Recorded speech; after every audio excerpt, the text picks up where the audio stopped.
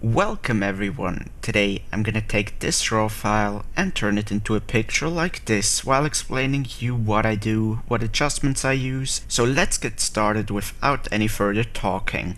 As you can see, the picture is a bit too bright. It's not overexposed, there are no highlights that are blown, but it's a bit too bright for my eyes. I'm just gonna bring down the exposure slightly, around 0.40 stops. Then shadows, as always, bring up the shadows and bring down the highlights all the way. Then I'm gonna bring the whites to the right until nothing is clipped. Now usually I would really not want anything clipped in the picture, but as you can see there's just a little spot of sky in the top right corner of the image, so I really don't care about that much. So I'm just gonna make sure that nothing in the other parts of the image is clipped, so I'm just gonna stop before that. Then blacks, definitely gonna bring down the blacks here because we definitely need some kind of contrast here in the picture, and I think black will do a really cool job. As you can see, that's a bit too much, so I think that works pretty well. Then let's go to the actual contrast slider, and I think I'm gonna increase that. Now it looks a bit oversaturated, so I'm gonna fix that in a second. Sometimes you really can end up with too much saturation even though you haven't even touched the vibrance or saturation slider. So I'm gonna increase the contrast to where it looks good, not in terms of color but in terms of contrast of the scene. And then I'm gonna go to vibrance and bring down some of that, maybe even to saturation for this case, because the color is so strong.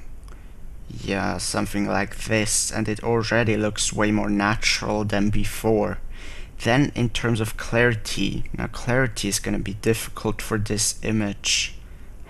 I think I'm gonna leave clarity at 0 here. I like the look it gives to some parts of the image, but not really to the overall picture. Especially in the foreground, I think it works well, but in the background it just doesn't.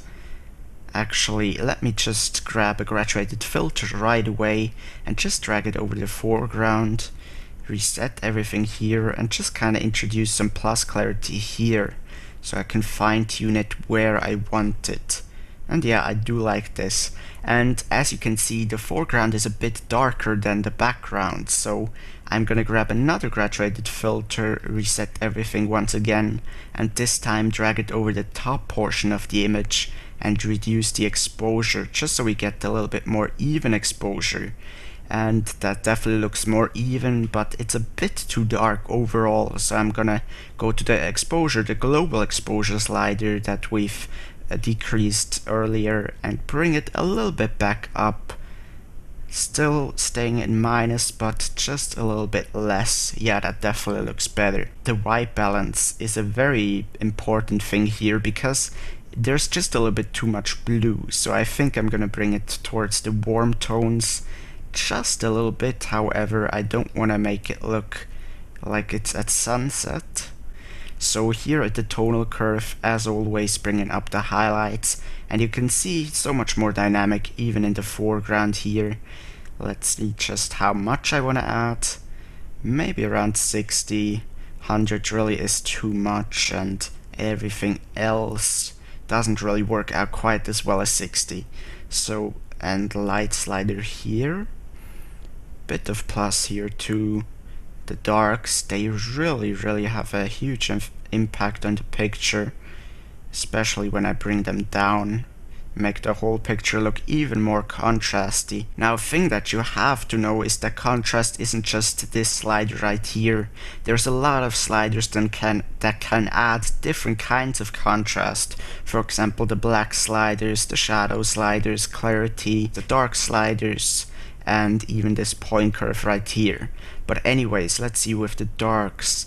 I don't want to bring them down too much, but a little bit of plus contrast I think works pretty good here. And shadows, they will just introduce or decrease the very dark parts of the picture, and I think I might even raise that a little bit so we get a little bit more detail here in these trees, which really have a very dark shadow. then point curve really isn't the thing that I think has a great impact to your photo, but it does have somewhat of an impact, so this will just change an additional contrast setting. So just play around with it and stick with whatever works best. I think linear works great here, so I'm not gonna change anything there. But as you can see, because we've brought down the darks and added even more contrast, it also added a little bit more color saturation. And I really don't want that. It looks almost too much here. So I'm just gonna bring down the saturation tool even further to where it looks natural. And let's go to the HSL tool. Usually I like to leave that out. It definitely does have an impact to your picture, but not that great of an impact. But here, let's just play around with it. I'm gonna go first to hue, grab this little pinpointer and drag it over a color that I want to change on the image. For this picture right here, that's pretty much just green. So I'm just gonna click down left mouse button and bring up and down the mouse and stick with whatever hue looks best. I think I might even bring that a little bit more minus, so we have a different shading and different variations of green. Yeah, then let's go to saturation and do this exact same thing. It's really difficult. Maybe bring that down just a tiny bit, and luminance. Definitely not gonna bring that down, that just flattens out the picture. And in terms of bringing it up, I mean, I kinda like the effect, but it almost looks a bit too bright, especially in this top part of the image. So once again, let's go to the graduated filter that we've added previously, just for the top portion of the image, and bring down the exposure for the top portion even more, to where it looks about even to the foreground. Yeah, that looks pretty good. So we're already done with the HSL tool. Let's go to split toning. I'm really not sure if I want to add any color here, but let's just try. That looks terrible. Maybe I'm gonna add a little bit of orange here, just to kind of make the picture a little bit more warm. And if you just go to the highlights in split toning, they will have a totally different effect than the color temperature, because the color temperature adds warmth very, very even over the entire picture, whereas split toning highlights just add warmth in the highlight parts of the image. And so I think I'm gonna go with a little bit of a warm tone, a mixture between orange and yellow here, and just add a little bit of saturation.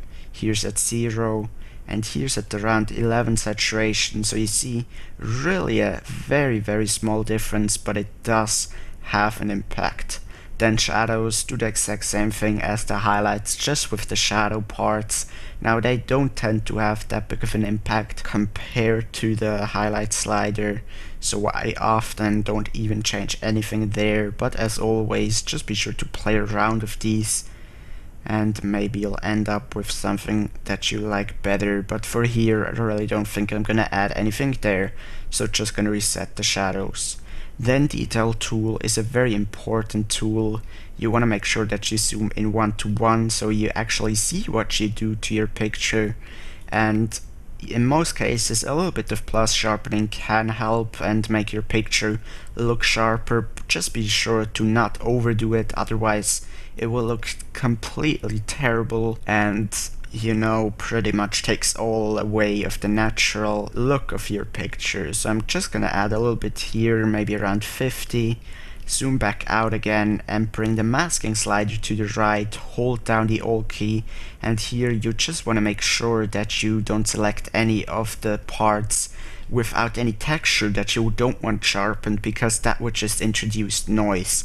Now in this picture there's really not many parts that I don't want sharpened, but let's say you have a lake in your picture, a river, or a lot of sky. That's definitely a very, very powerful tool, the masking slider right here. But even with a picture where you pretty much want everything sharpened, there's still a little bit of non-textured stuff now and then, and it really helps to bring the masking slider to the right. Just be sure to not over or underdo it.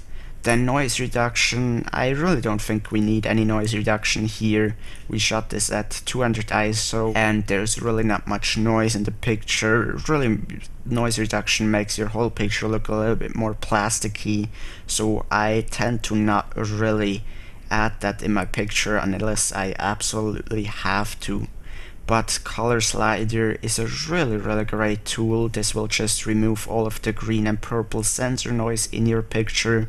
Now here really isn't that much of it, but there's a little bit in these trees and the dark portions. For example, if you shoot a nightscape, you will have a lot of color noise, so the color slider really is a great thing. I'm really not sure how good you'll be able to see it on YouTube here, but I definitely see something in person, some color noise. Really not that much, so I'm just gonna bring the slider to about 40, and that already took care of it.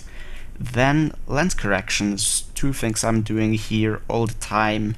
Just be sure to enable profile corrections, choose your lens, and it will get rid of all of the distortion and vignetting. As you know, vignetting really is just an optional part, and I often like to bring that down to 0 to get more attention towards the center of the frame. But distortion removing definitely is a really cool thing in every single case. And then also color chromatic aberration removing on. This will just get rid of the purple and green fringing on the high contrast edges. So really a cool thing, really easy to do.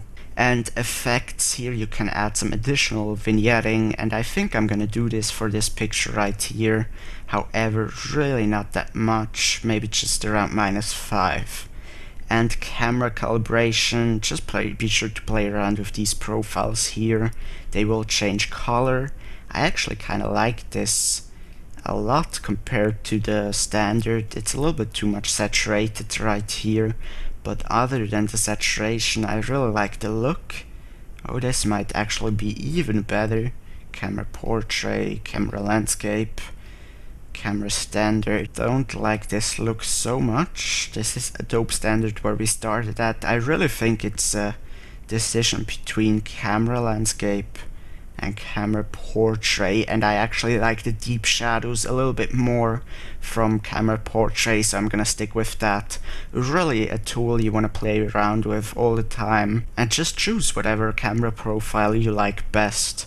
Now, because this has added additional saturation, I'm once again gonna go up here to the saturation tool and bring that down a little bit, maybe even go down with the vibrance to kind of decrease the saturation a little bit more evenly, and I really do like this look.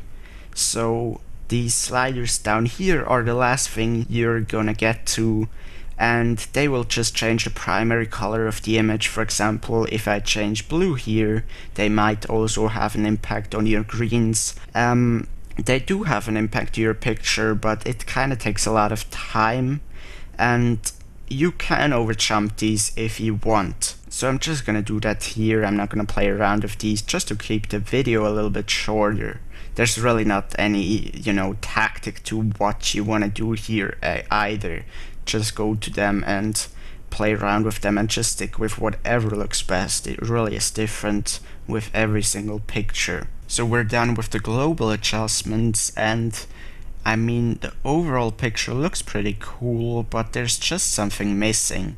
And the main thing that I don't like here is this portion of the sky. It really doesn't add to the picture, so I'm just gonna crop that out. By the way, that's something you could do at the start, but often if you edit the picture first, you really look at the picture itself more, and you kind of see if you actually want to crop, so sometimes it can work out better if you just crop after editing your global adjustments. So for this portion right here, I think I'm just gonna crop out a little bit, but I don't want to crop out too much, because then this tree line up here is gone completely, and I'd really like at least some of these trees. So I'm just gonna crop out a little bit, press enter, and as you can see, we still have a little spot of sky. But a thing that you can do if you have just such a little spot as here is just go to the spot removal tool, go to heal, and just drag it over the part you want removed, and Lightroom will attempt to fix it. Sometimes it doesn't do a great job, so you want to right click and select new source. It did a quite good job. Maybe it could do a better job though. Let me just try. Right click, duplicate. Sometimes it gets even worse, and this really is really cool. So I do like this look. Now, as you can see, this path is a little bit too bright. It's nothing blown out, but it's a little bit too bright for my taste. So I'm just gonna grab an adjustment brush here and decrease the exposure. Be sure that the feather is very high, if not at 100, so you make a very natural looking adjustment. And just kind of drag it over the path. I'm just gonna do it very sloppily for this video. If you would edit this for yourself, of course, be sure to pay way more attention to where you paint. But I'm really trying to keep this video as short as possible for you guys. So I'm just gonna do this very quickly and drag it over there. Some of this too, and over here, and some more in the top. And here we already have a little bit more detail in the path. Here's before and here's after. Once again, really sloppy job, but you definitely get the idea. Now, a thing that I also don't like is the very deep shadows in the trees. And also, I think even though we've added so much different contrast already, there's still a little bit of contrast missing. So I'm gonna attempt and create some more, as well as retrieve some detail in these trees with dodge and burning, which is just making individual parts of the image darker or brighter. Usually, if you are in Lightroom, be sure to use the radial filter or the adjustment brush. I really just like the radial filter better.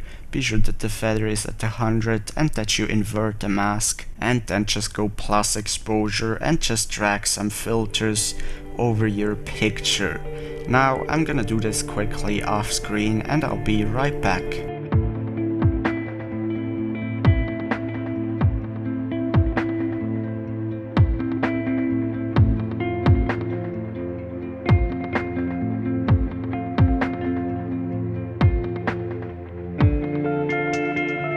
So I've added quite a lot of dodge and burning. Here's before and here's after. Just complexifies the light a little bit. A thing that I've noticed after editing this picture is that these lines in the grass really are a little bit too textured for me. So I'm just gonna fix that by bringing down the global clarity slider quite a lot actually. And that's really helping to the picture. Here's at 0 clarity. And here's at -61. Sometimes it's really worth to go back to the basics adjustments after you've edited the picture and just kind of see if you want to make some different changes to it.